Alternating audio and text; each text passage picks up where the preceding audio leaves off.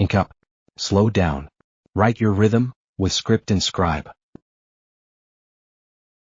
Hi pen friends, welcome back to Script and Scribe. Today we are taking a closer look at the Esterbrook Camden Oktoberfest, a limited edition pen inspired by Germany's iconic beer festival.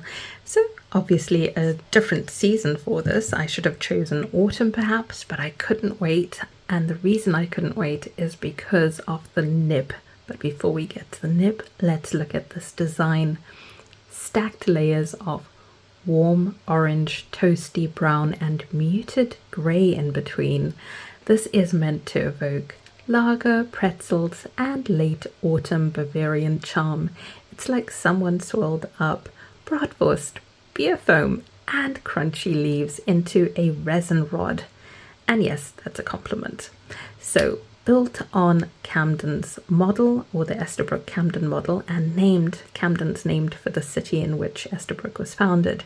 This pen is lightweight, well balanced, and when it's capped it has a subtle cushion seal to keep your ink fresh. So I think you might have heard that. If you just do 2 twists, it just sort of like pops. Very satisfying.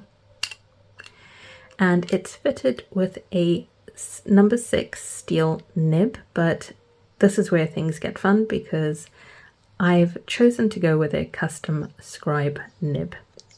A slight tilt to the tip of the nib, and I'm interested to see how that goes. I've never had a custom ground nib, and this is an architect style grind developed by New York nibmeister Joshua J. Lax.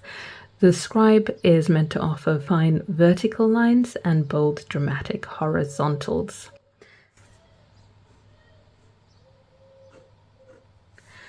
Making your handwriting feel a bit more architectural and expressive, especially on letters with crossbars like a T, F or H. So let's give that a go in terms of writing in capital letters, because I feel caps is very good at showing us the quality of a pen.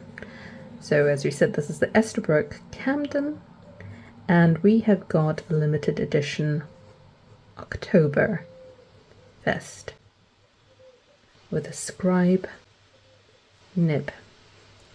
Now the reason I decided to go for a Scribe nib is that I realized as I was going through my pen collection, which you'll know is my very first video where I shared all of the pens that I own. In fact, I realized that I hadn't shared all of the pens. There was some hiding. So clearly I am going through a phase where I want to be more intentional about my fountain pen collection, because why do I need multiple EF and F nibs? So I want to go on a new journey.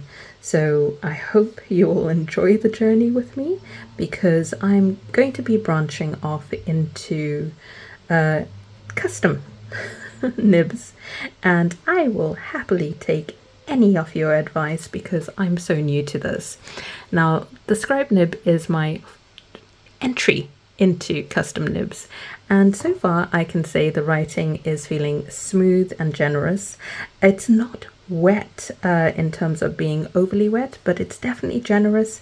There's no problem with the flow of the ink here. And at this point we can talk about which ink I actually chose. It is Colorverse Gingko Tree, which has this nice warm orange to it, an orange brown and even ochre sort of in there. So you've got exactly what you need for this colorway. I think it's a perfect pairing, but I was originally tempted to buy more ink, and then I managed to scale myself back because not only have I got a number of pens that I should really reduce, and I am working on that, but I also have a number of inks. And while I will never be the person who just has maybe 3 inks, you know, hats off to people who can do that, I do think I have too many. So I steered away from buying the following, which I think would work well with this. So if you've got this, let me know if you've got any of these inks and if you think that they work well together. My thoughts are that the J. Herbin Egypt would work well. So that's a 1798 Cornaline d'Egypte. And I haven't got it, so I'll put it on screen. And it looks like the orange in there will really work. It's got that warm base to it, makes you think of the Sahara, and that would work well in here. Then I think the Pilot Iroshizuku Toro. Then we've got two diamines, and that is the Autumn Oak and Diamine, I think it's a Shimmer Pumpkin. But of course this is working beautifully, and it is the Colorverse, so we'll put that one in capitals. We'll talk about my journey that I'm hoping to go on. Well, not hoping, planning and definitely doing. I have already started selling my EF and F nibs. I mean, I've got just so many of them.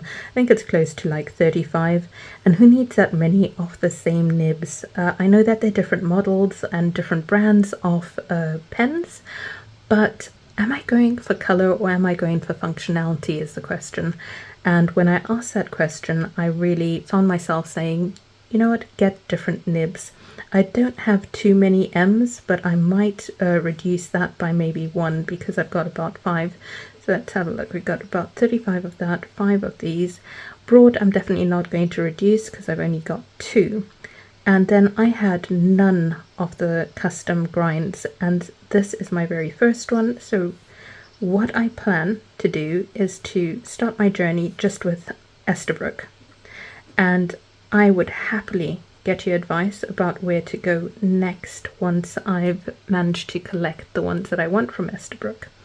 And they are, in addition to the Scribe, the Gina, which I've seen on JR Pocket models, as well as on the Esterbrook SD, and also on the Camden itself.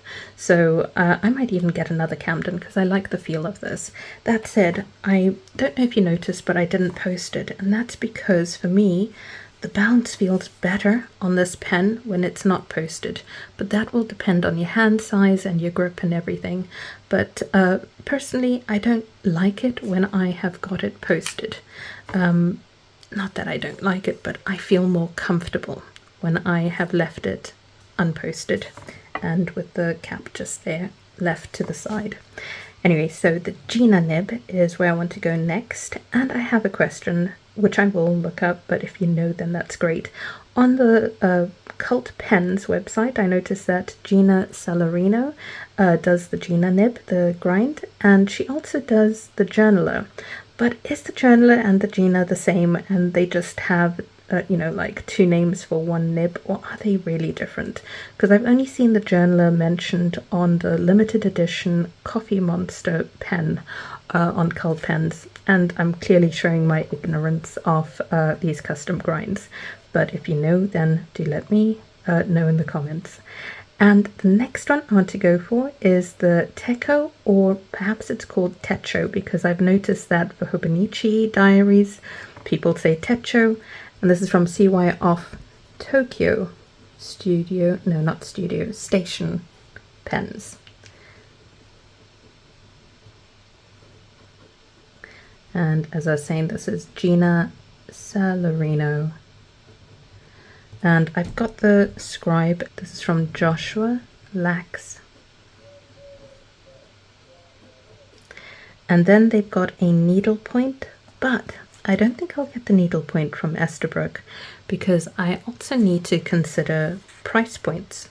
And the needlepoint is not just available at Esterbrook, so I might go with a different brand for the needlepoint. So we'll just say other brands. So those are the nibs that I'm going to get next slowly. And obviously I'm not going to get them all in one go. I just have to do this as a journey where I slowly sell off my EF and F collections, whittle that down to maybe 5, I would say, and then put the money from the 30 other pens towards getting these custom grinds. And I'm really excited to do that to help me build this more intentional collection. It's been fun doing what I have done. I'm very proud of the collection I already have, and there's this versatility, or this range really is more the word. There's a range of pens that I have from really low price point to high price point, and they all very well performing pens in my collection. But just for me to kind of take a step back has been useful and go, well, you know what, why keep so many pens of the same nib type? Really, when there's so much more out there, if I'm going to have that many pens, then I might as well have a range of nibs rather than just a range of models and brands. And if you've already gone into this journey of custom nibs, your help is gratefully received. Any tips? Thanks so much for joining me. Let me know your thoughts. If you've got this one, let me know how it's been going. I think I'm going to have a lot of fun with this. I do like the blockiness of the caps, and I like the way that it's given me this quality to my writing. So this is just me writing upright. We can just very quickly check to see what happens when I do the more slanted writing with the cursive. So we'll just go with the name of the pen again. Yep, it's again still very smooth and gives a nice effect. I'm a fan. Okay, that's it. Thanks so much for joining me, and take care.